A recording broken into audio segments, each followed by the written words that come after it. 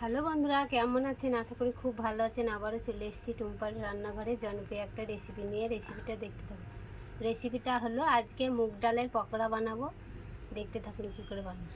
এই দেখুন, মুগ ডাল বেটে নিয়েছি কাঁচা লঙ্কা আর আদা দিয়ে, হলুদ গুঁড়ো, লঙ্কা গুঁড়ো, পেঁয়াজ কুচি, রসুন কুচি, গোটা জিরে আর লবণ। হলুদ গুঁড়োটা দিয়ে দেবো, লঙ্কা গুঁড়োটাও দিয়ে দেবো, স্বাদ মতো লবণ, গোটা জিরে, আর দিয়ে দেবো পেঁয়াজ কুচি, রসুন কুচি। এটা খুব ভালো মেখে নেব। দেখুন মেখে নিয়ে চলে এসেছি। এবার ভাজবো।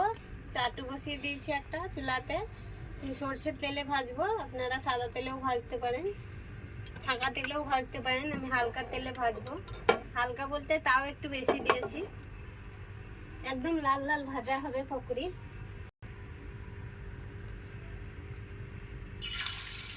দেখুন আমি ছোটো ছোটো পকোড়া করবো।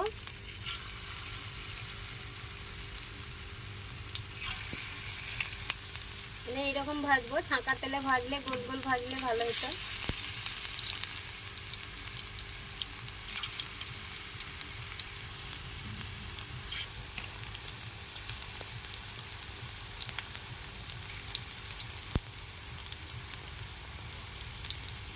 দেখুন কতগুলো দিয়ে দিয়েছি চুলার মধ্যে।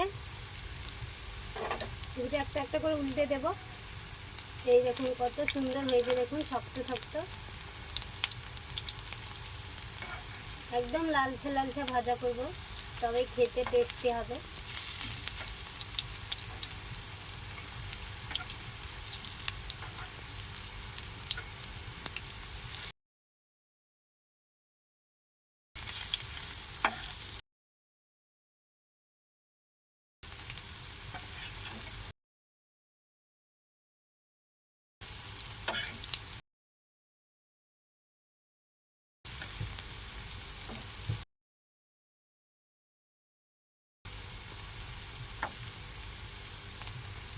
সবগুলো উল্টে দেব।